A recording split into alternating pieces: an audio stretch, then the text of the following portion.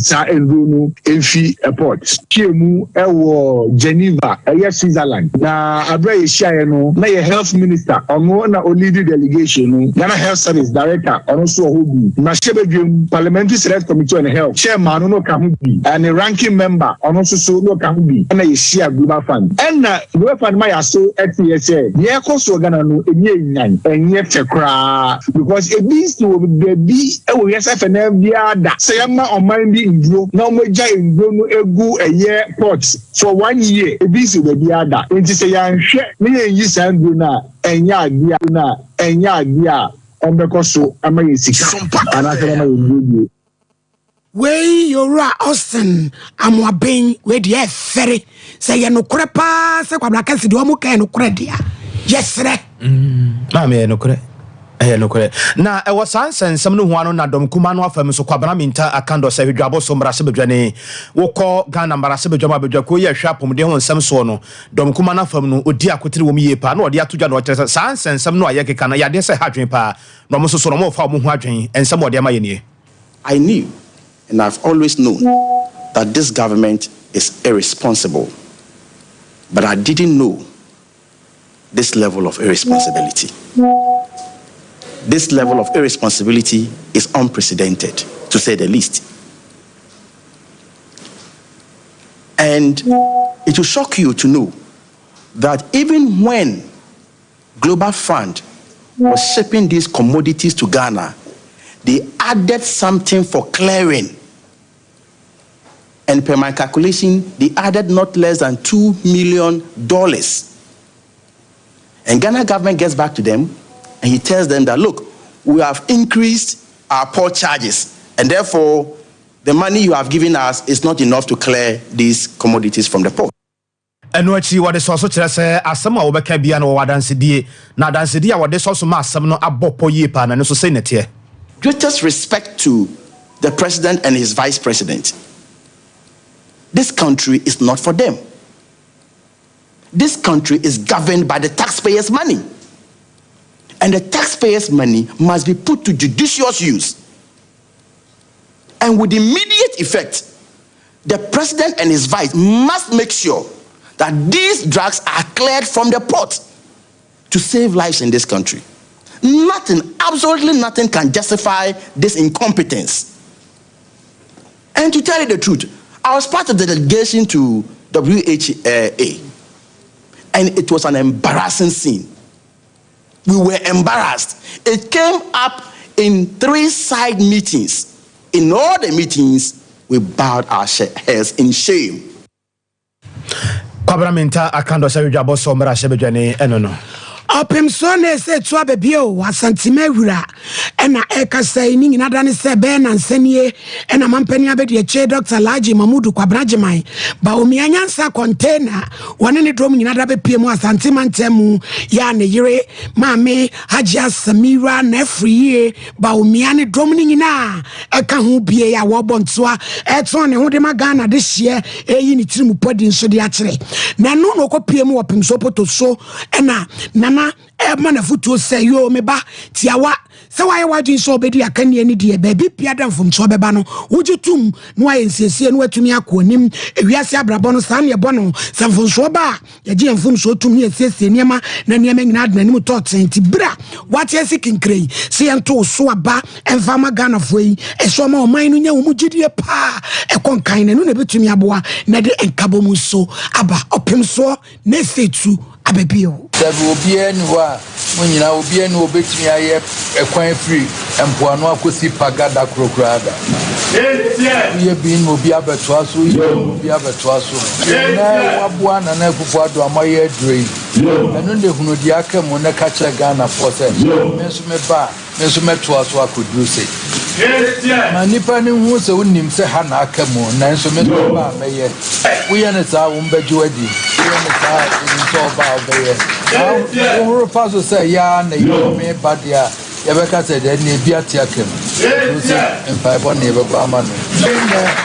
ekwe obekwa pra kwapim se busumi dumi enum ebeto aba no ene nyina 5 on never amano Warrior na Dr. Alhaji Mamudu Baumia Nyansa container one sudi bi eto so edopim so ase na wo hye ne boss said ye waka nyina obedi so said ye waka no Medeba a review of the Chieftaincy Act section 63 me share said the Ghana eti kono say ye tikakra uhwa ahemfu are not as involved in governance of the country na uhwa history no a ye nyina ye nim history no yes start here say ye ahemfu every governance no more but the indiscipline eba in our societies enti me pese ye review section 63 of the Chieftaincy Act section 63D at the powers no so akaho ama chiefs na yetimi omotimi aboa government na yehwe aman ye ne ahanfo ye ejuma ekọ Wey ayade akwaso ewo menhia obra mpanifo yi kopie mu ho na ofiri menhia no so kopie mu ewo kwabere is amana nanom atena nkonwa ye wo hono so de nsam na eto nanim na wahene ye wo Kenya ase na napere ma afredua agima babie so de nsam bibre eto ye wuranim kyere ne se akwan ahodo ye won potem hono ono aba wo da nyame ase pa so ono aba no ohun sade akwan ne sitento wo sere na da kwan no nye bibi emfanfa ho ebetimi etumpon me pese ye Allah Yakobon said, Dr. Muhammad Bahomia, Abon Hobai, upon who you did inside our fabric, that's the letter to me. The definition of some natural pain and another doctor who for the self fabric. Said another doctor Casano, they become our power at a so nyame ne ala daruma Kenya sitan omatimi agudi nyina e dia amaye na aka sabi sese e kwanya fi Kenya si ko amponten fi Kenya si e ko wade dumakasi fi Kenya si e ko kwa yewo e kwanya itimi ne ko antwa e na the best of mampani abedi chese ya wutu franka ama MPP ko no se e bompa ye se nyakopon Cheja Poma, we see no. Yes, sir, Allah, sir, or the Lepa, Sir, a Quina, Akadina, Omosha, Oyedina, enu achi Dr. Alhaji Mamudu Baumia eden sam to mani tell me say obianka na koma mfa nto de hia ye mpaye say erade be ya adom obesane na nyame ya adom no obetena kunya kese no so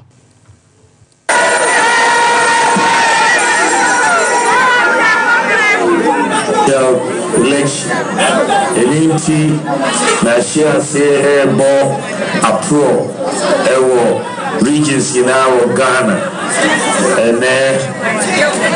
na say na mabedu Ashanti region 3 days me your Ashanti region and then I be by me and then me say me back Kwabere East but say one more point and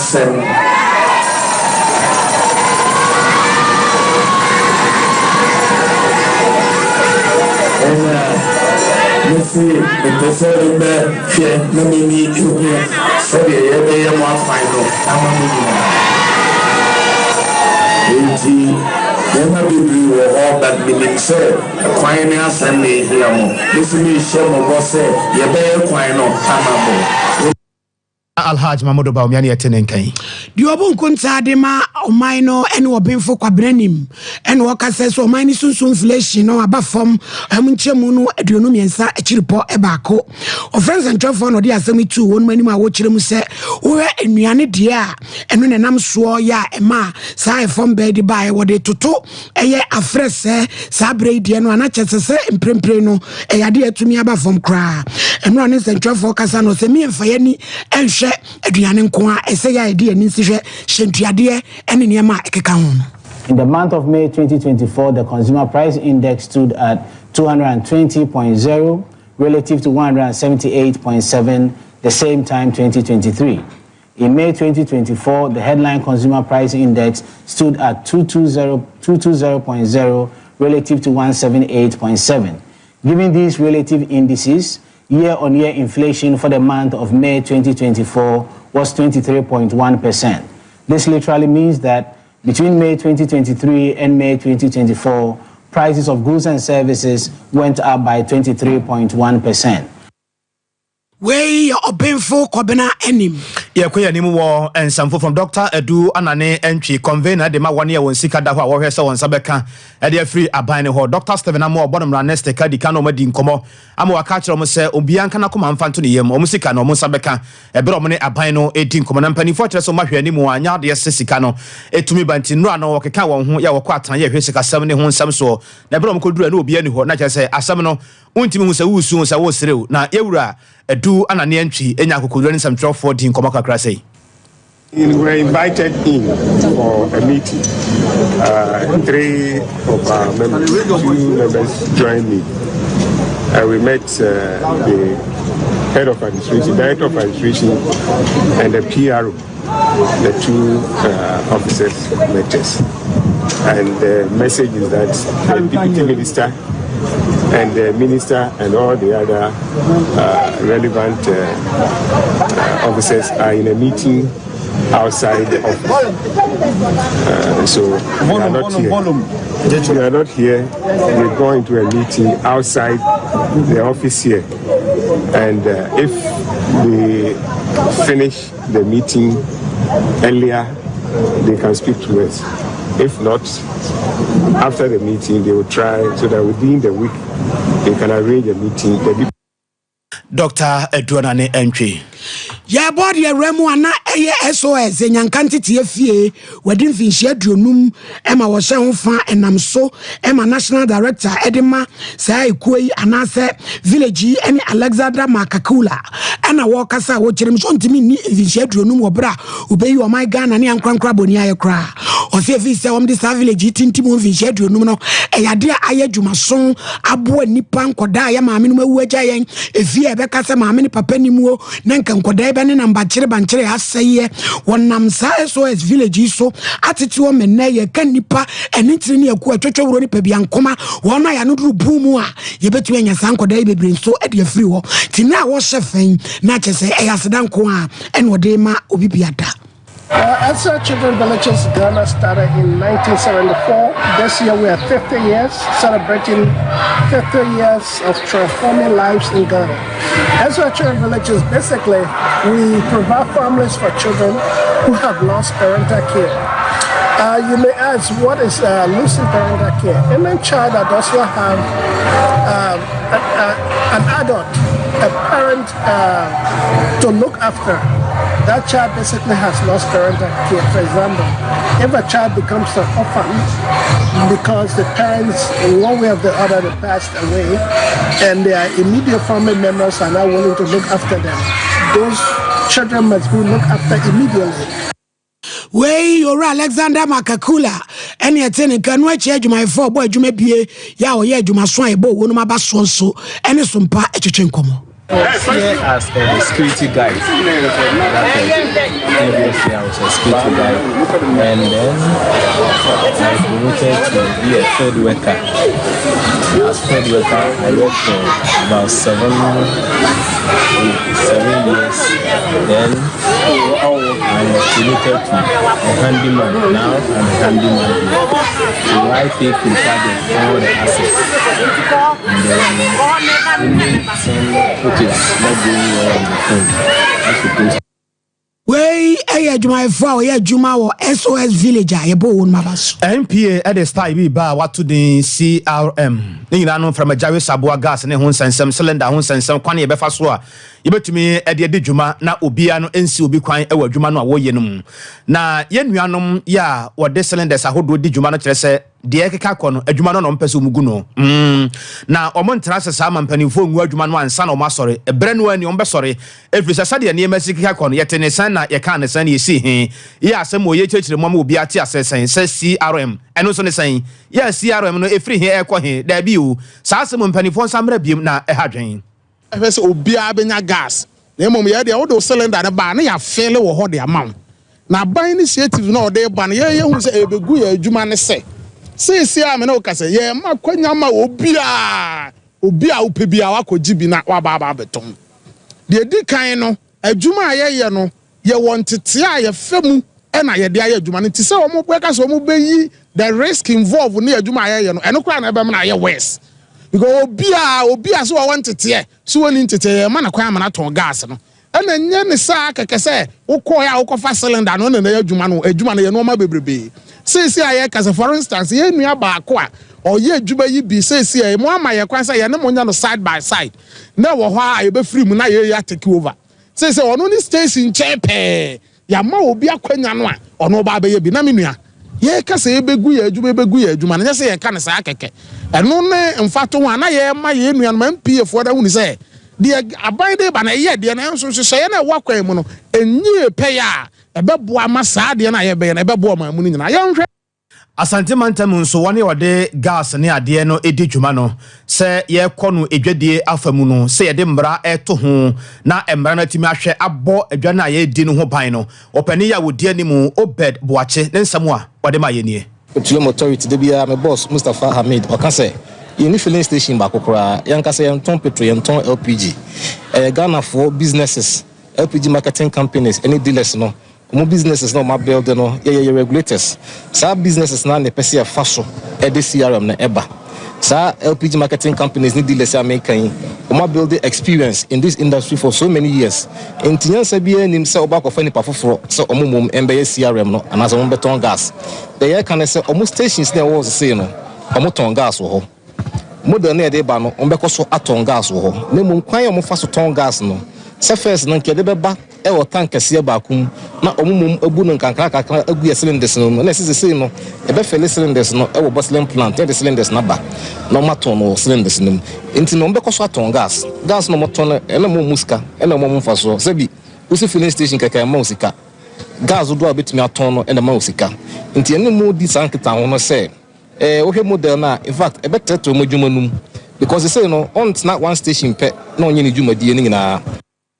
Anopai meka mfo na ma wo sebo modern na esim ye nkorabata no dɔɔso mantam du nsia nyina ye wo hɔ na ekɔgye apomde yare bia ka hu bia nso ye hu adwuma enhwemu bia de a wo pese wo ye fa nipadua no bia nso 21st clinic ebeye ediama mantam du nsia nyina ye wo hɔ ye ne sciatica expert no 0540311311 0540311311 na ya gye wo so ema wo remfisa sa wo bekɔ adwuma mo a mo siesie tre ahodoɔ mo a mo pamade mo a mo twi ɛhyɛn ahodoɔ kyerɛkyerɛfoɔ ne adesuafoɔ ne adeɛ nyina no bia make sure sɛ ne nsabeka mizo 5G de yafra na fenso de yamfra ye ne bi sɛ wonya bi no mo a ɛhoɔden wɔ mu pa begina wo ho akyɛda mu no nyina ansa na dwuma bi a wo ba fie a obedi aduane bi ya wo pɛsɛ wodie ɛboa siesie nipaduane gye nipaduane si yie ɛwɔ apomden kwaso dwumadie bi ya wodie sɛ bi a yɛfro na woyɛ badintuo ɛyie na woyɛ dwumadie bi no ton safre Dr. Silas na omre mizo 5G de yafra na afenso ne yamfra ye no ebi 0246270221 0246270221 anopa me kanfo na me de ma wo se ebia wo sisi ya wo ya koko na bia ehawa na sa yamtim na ehawa wo de na fere ehaba center na dry friend no koko master no abusua ya de abadwa so ya de no no mu abetima akwa adwuma emfa wo yam ya de no so no mu abetimi atukwa ko ba bia ya wo pese wo ko na ya to apete Mr. Heba Colin Nag dan Heba no achi apedank fere ehaba center adro no e friend no koko master 0546107107 0546107107 Kasiano wasi Santiago Benedict na esamufo pani kuku Veronica de Vagrijando wono no tena chirema MC Alfonso ayire wono mu abadwuma kama emiawie kase no ohini ni ama krancha da of mami premier ni mene nana kwabna kase